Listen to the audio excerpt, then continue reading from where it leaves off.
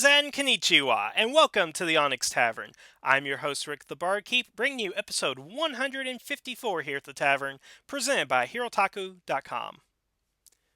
So, being a nerd, I think one of the things you have to do is nitpick. I don't think you can be a nerd without nitpicking at things. No matter what you're watching, or what you're reading, or what you're playing. People, especially nerds, are always going to nitpick at the littlest of things. And you do it just because they're irksome. They go against pre-established canon, or at least your understanding of events up to that point. You can nitpick a character's motivations or their dialogue, and like, this person wouldn't say this and wouldn't do this. Or you can go ahead and nitpick things like, technical aspects. They got the dates wrong, or they put the phaser where the torpedo tube should be, and things like that. Nitpicking is just part of the nature of being a nerd. And a lot of times nitpicking does help, and I do think it's a healthy thing to do when it's a big and major thing within a story, within a franchise, within anything really. But there are times where it's not really worth nitpicking and getting all bent out of shape over. And today I actually want to take a couple of benign things that I've seen, nitpick them, but not getting too much of a twist about them. Because when I thought of these things, and I wrote a quick list down here of three that I want to go over with you guys, it's not something that upsets me. That happens in both Power Rangers and Sentai. We'll be talking about both of those today. But they're just three things that you start to research, you start to look at it, you start to think, and you're like, yeah, that's odd. That's kind of an odd thing. I think we need to go ahead and talk about this. So today, here are three things I want to point out from Power Rangers and Sentai that really just don't make sense when you start to think about it and you start noticing patterns here. So let's dig into it, and you guys get a good idea of what I'm talking about. All right, so the first one is beards on Power Rangers. Now, I know this seems like an odd thing to talk about, but something I noticed. I was actually doing some research on Ninja Steel, and I came across what I presume are casting sides for Ninja Steel. Now, whether they're authentic or not is beside the point here, but one of the things I noticed when they were talking about what they were looking for as far as actors and so forth, for male actors, it specifically said needs to be clean shaven. And when I read that, I kind of thought to myself, when was the last time we actually had Power Rangers who were not clean shaven? Because it's just kind of an odd thing to think about, isn't it? That, you know, Power Rangers not having beards or mustaches or goatees or anything like that, that's something we really don't see that often in Power Rangers. Now, I'm not going to say we never see it, because I actually have some examples of times that we do see it. And I do want to go ahead and bring up these examples because when you actually look at them, it actually forms a pattern. And I suspect that there might be a reason behind it. So I have a quick list of a total of, I got 8 Power Rangers who've had some sort of facial hair. And these are Power Rangers going all the way back to the beginning. So we have Tommy, Merrick, Daggeron, Leonbo, RJ, Master Finn, Albert, and Chase. Now, when you actually think about this list, not including Chase is actually a special case that I'm going to talk about here in a second. But when you look at those names, Merrick, Tommy, Daggeron, Leonbo, RJ, Master Finn, and Albert, what's the connection that all these characters have besides facial hair? Well, for the most part, all these Rangers are either older or older mentor figures. Yeah, think about it for a second here. Tommy is clean shaven all throughout Mighty Morphin, Alien, Zeo, and Turbo. And even, well, actually, no. When he actually gets into Forever Red and then he gets into Dino Thunder, you notice he does have facial hair. I think it's called a soul patch. He's got the little thing under the lip and a little bit on the beard. Has the same thing when he gets to Super Mega Force. So what's kind of odd about Tommy when he actually starts getting facial hair is that when he's the leader of the Power Rangers, when he's the 6th Ranger, he's clean shaven, that's not an issue at all for him. But by the time he becomes an adult and becomes a mentor figure, he starts growing hair out. Kind of interesting. We take a look at Merrick. He's 3,000 years old at the time he's introduced in Wild Force, and he has a beard. He's one of the oldest Rangers at that time in the series. Daggeron and Leonbo, older grown men who are mentor figures to the Mystic Force Rangers. RJ, who starts out as a mentor to the Jungle Fury Rangers before becoming a Ranger himself. Master Finn, his father, who's a grown adult older than him. Albert, who's barely a Ranger, although still one of my favorite characters, he's got himself a full beard going on there. All these Rangers have beards and are older mentor figures who may not start out as Rangers or become Rangers later on. And I just find that so interesting that what they're basically saying when they cast these characters and have these rangers is that we don't want our main rangers, our main characters, to have beards and facial hair. But if they're an older mentor figure, not a problem. We can give that to them. That's not going to be an issue at all. The only exception that you have in this is Chase, and that's simply because he has a little bit of 5 o'clock shadow or stubble on him, but he doesn't have a full out beard or anything or a mustache. I don't think any of these guys have just like a mustache in of itself. It's either a goatee or a full ensemble. But again, the question is to why? Why is it that our main Ranger characters don't have beards, don't have goatees, and all that? I recently watched the review of Way of the Warrior that SF Debris did on Star Trek.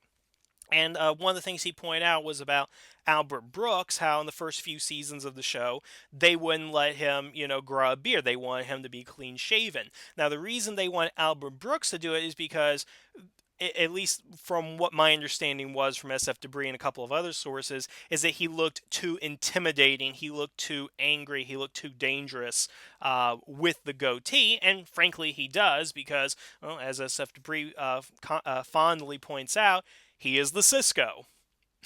So he looks intimidating. And the question is that something they're worried about in Power Rangers to make our characters look intimidating? Well, there might be some truth to that because, well, look at Cole for a second. When Ricardo was playing the role of Cole, he's clean shaven, he's got that scraggly hair and all that, but he looks like a wide eyed youth in innocence, really kind and all that. But when he comes back to do, Power Rangers Samurai, he's got his hair slicked back and he's got the goatee all grown out and stuff, and he really does look intimidating. He does look angry, he does look forceful and all that. So is it that they don't let their rangers have facial hair, mustaches, beards, and whatever because they're afraid that they make their characters look intimidating? If that is the case, my question is, why? They're the heroes, yes, but you're telling me that heroes can't be intimidating? That they can't be forceful and all that? I mean, I'm really curious on what some of these guys actually would look like with beards. The guy that played Andros, uh, Christopher, I can't remember his last name, Kamen, I believe his name. I apologize if I got that wrong. I've seen pictures of him in recent years, what he looks like, because what he looked like in Power Rangers in Space is Andros. He had the long hair, that's kind of a little slick back and really nice and clean shaven baby face and all that. Looked really obvious by the time he got to Power Rangers Wild Force. But I saw a picture of him where he had like a mohawk and a big old like Zach Galifianakis beard or something like that. And he did look a little intimidating, a little crazy. And I just think, how much more awesome would he have been as the Red Ranger with that full-on beard and mohawk? I mean, that's freaking awesome, if you ask me, guys. I think that's just pretty cool, and that's something that they probably should have.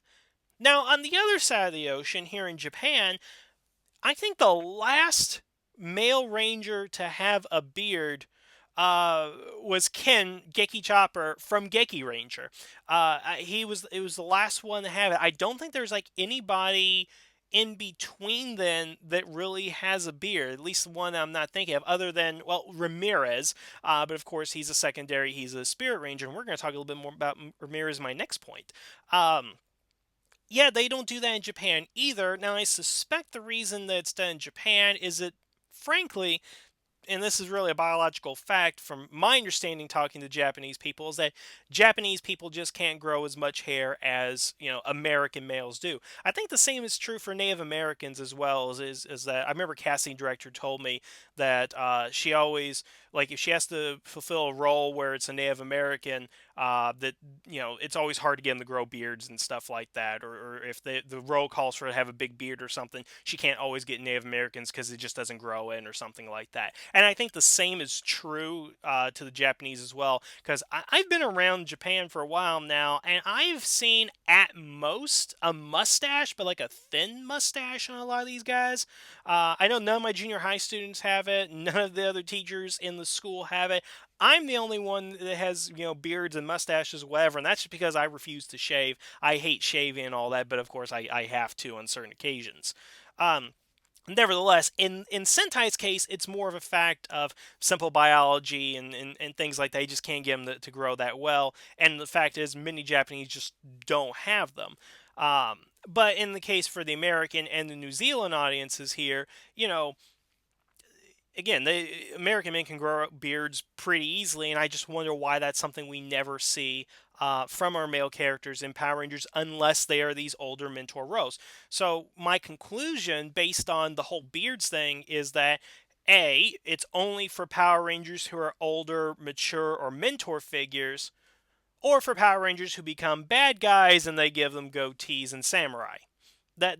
Which again, it's kind of an odd thing that you would equate that, because what Power Rangers almost saying is that beards either make you wise or evil, basically implying that this is the mirror universe, is basically what they're doing. It's amazing something from an episode from 1967 can influence culture so much that even now we're talking about Power Rangers in 2016 that they don't have beards, possibly because they look evil with beards.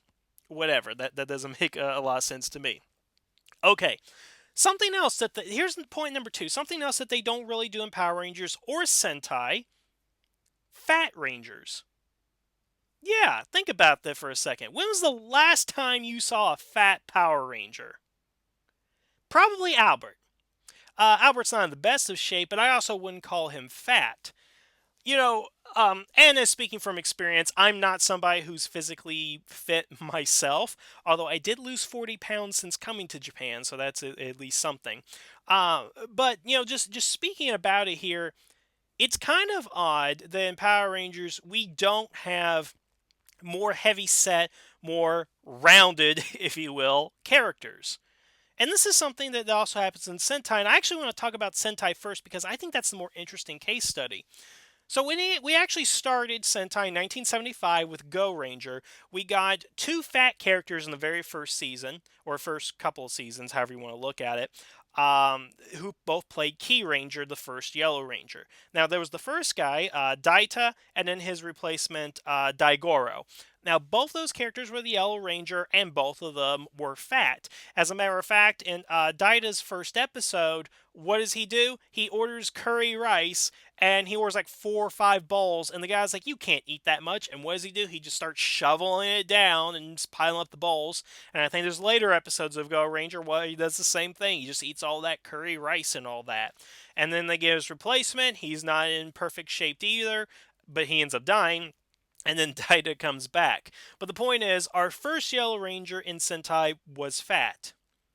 Now, when was the second time we got a fat Ranger in Super Sentai?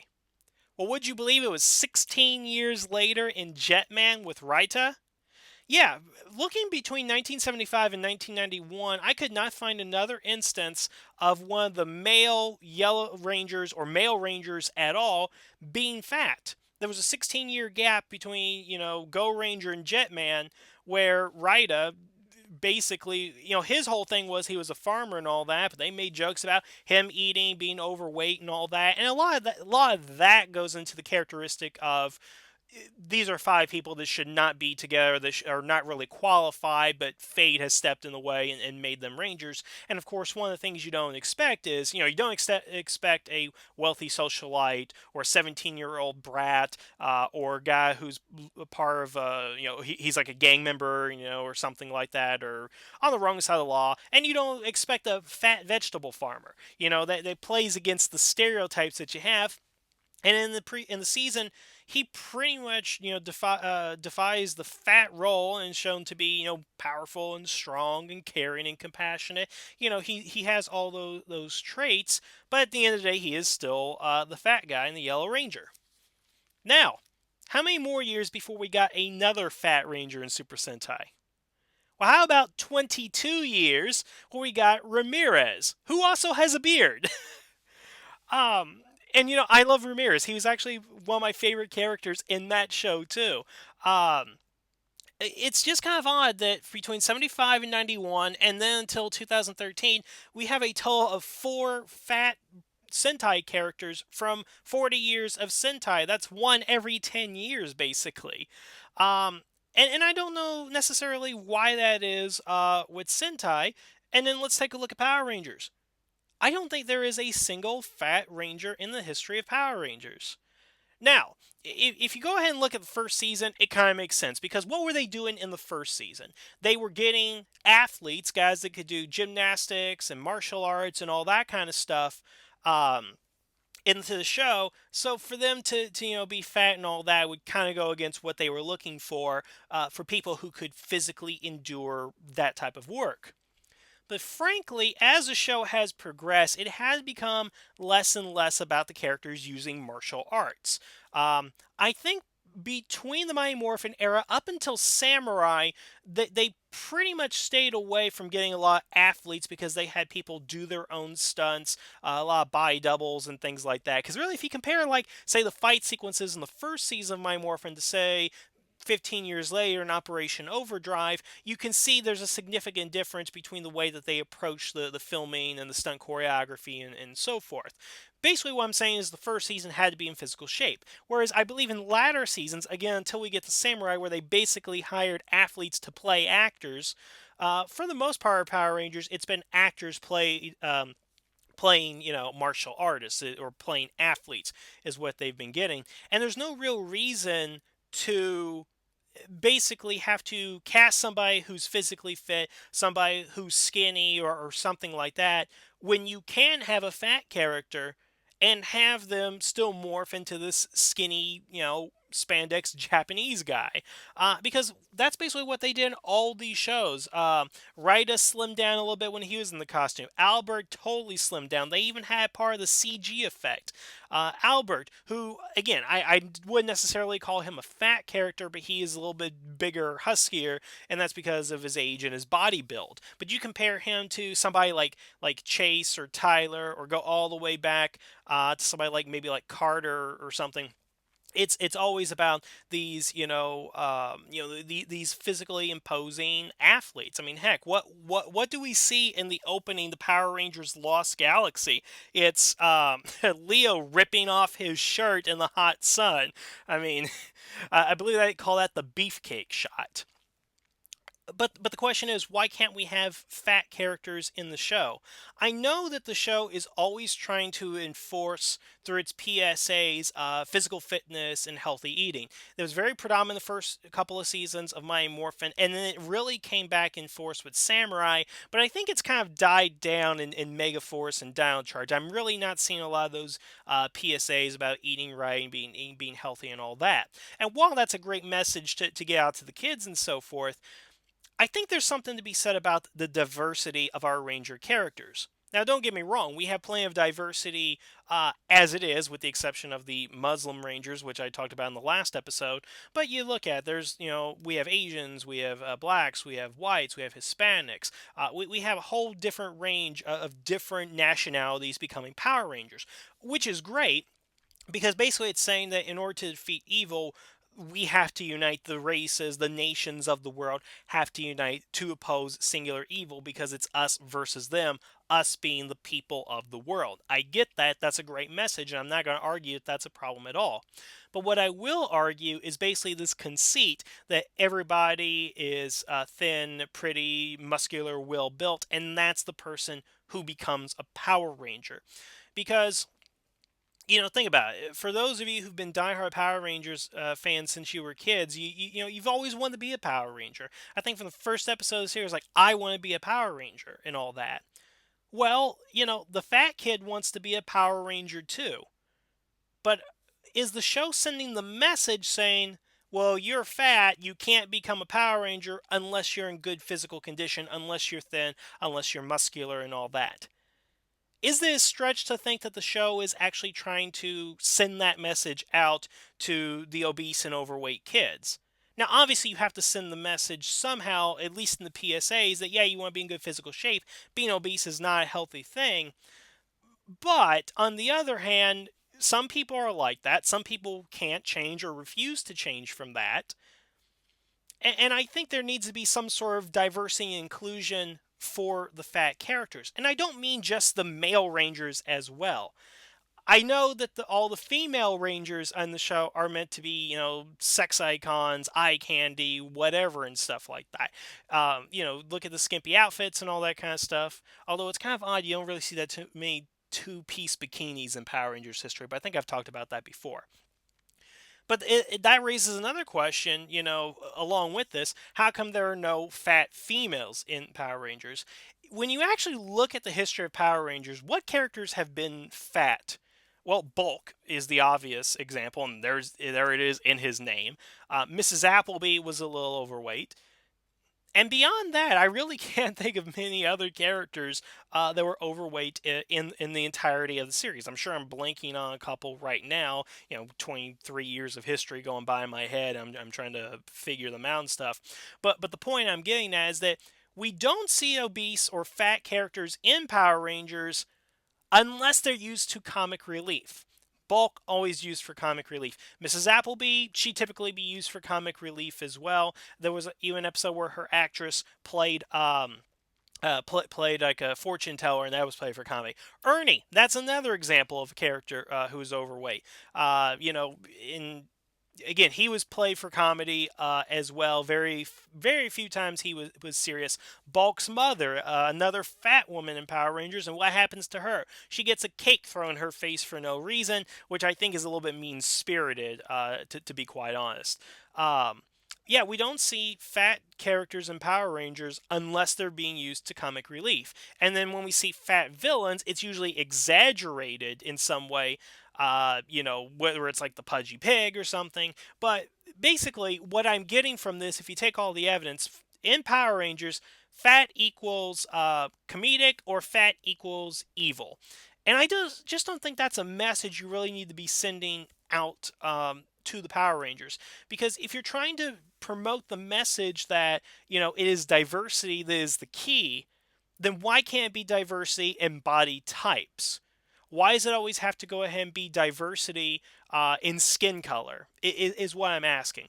We need diversity in a lot of different areas of Power Rangers, and we need to go beyond, I think, just the skin color. We need to go into different areas like, body type, maybe religion, sexual orientation, things like that need to be explored in the series, because I do get the feeling that you're trying to single out certain groups and say, hey, you're not a Power Ranger because you're so and so or whatever and all that.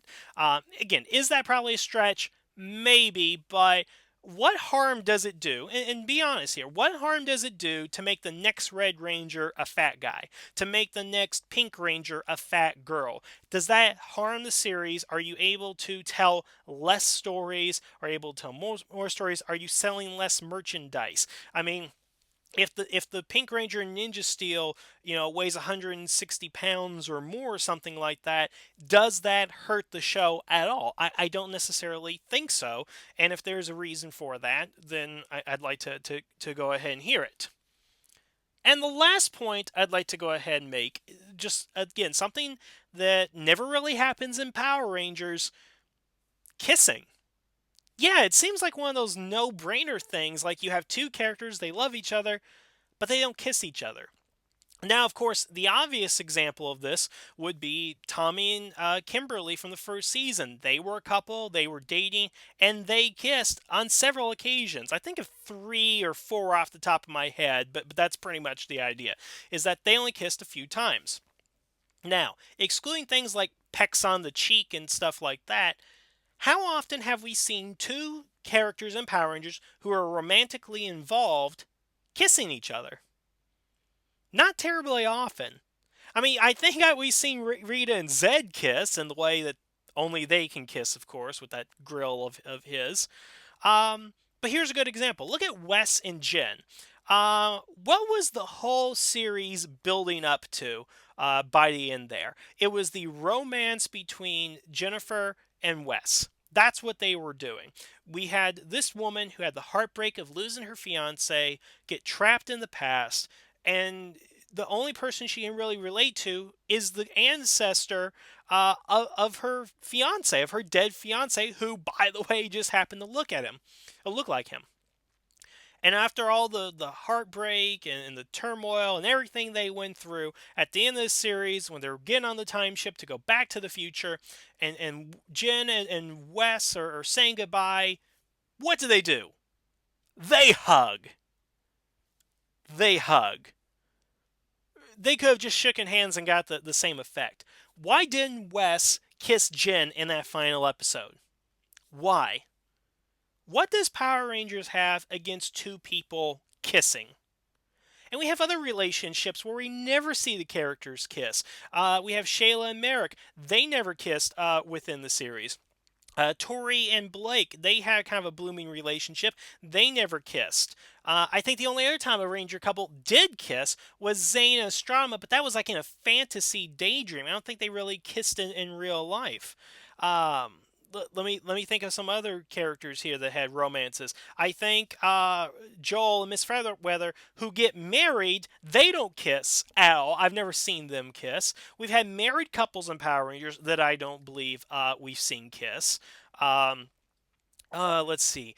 Mike and Emily, well, they just hold hands at the end of the series, but as many people point out, that did come out of nowhere. It just seems to me that the Power Rangers staff or the production company, whoever, Saban, is against having our characters kiss.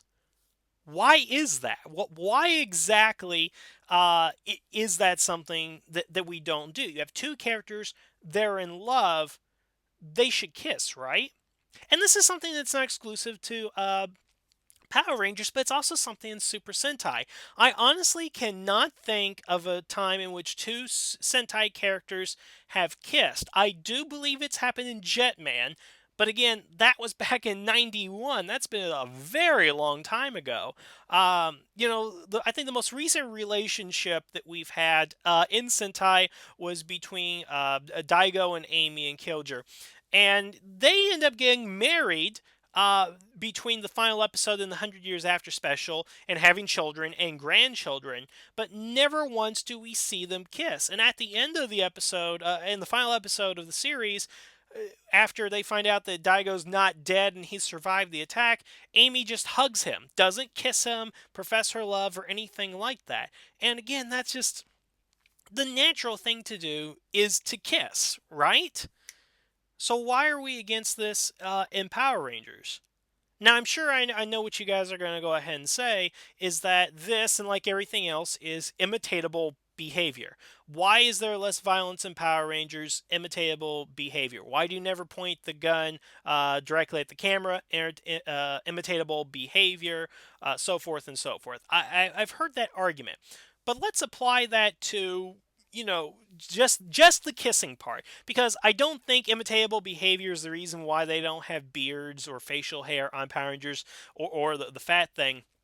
But why is it that characters can't kiss Power Rangers? Is it imitatable behavior?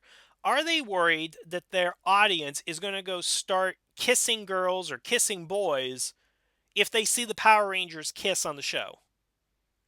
Well, I was 6 and 7 when Mighty Morphin came out and Kimberly and Tommy were kissing, and truth be told, I didn't kiss my first girl until I was about 13.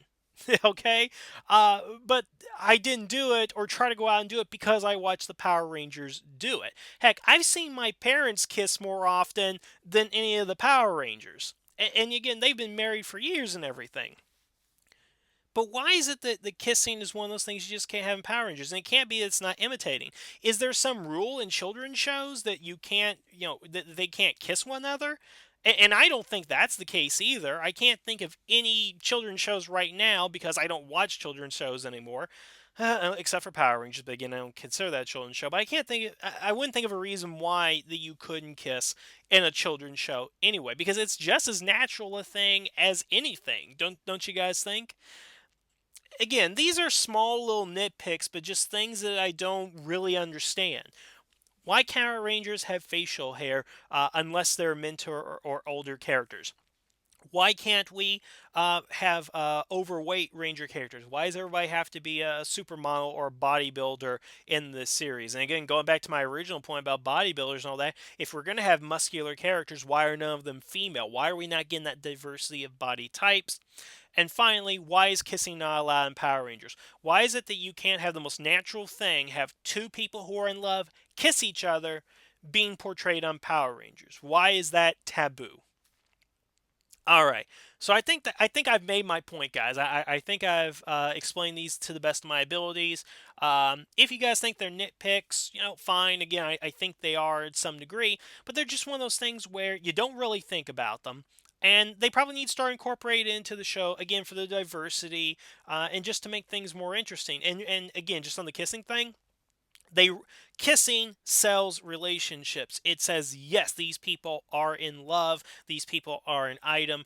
That's what we got from Kimberly and Tommy, and that's why I think a lot of people do reject the Catherine thing, because not only were they, it was artificial from the series, but basically the idea that they never did kiss, so it's not as official as Tommy and Kimberly. So I guess that's what a lot of people are thinking. All right, so that's what I got on this. What do you guys think? What do you think of those three things that I talked about? What's your opinions on them? And of course, are there any other things in Power Rangers I failed to mention, or in Sentai for that matter, that probably need to be addressed in future seasons? So leave the comments below. Let me know about it. Otherwise, I want to thank you guys for listening. Have a good evening, and the tavern is now closed.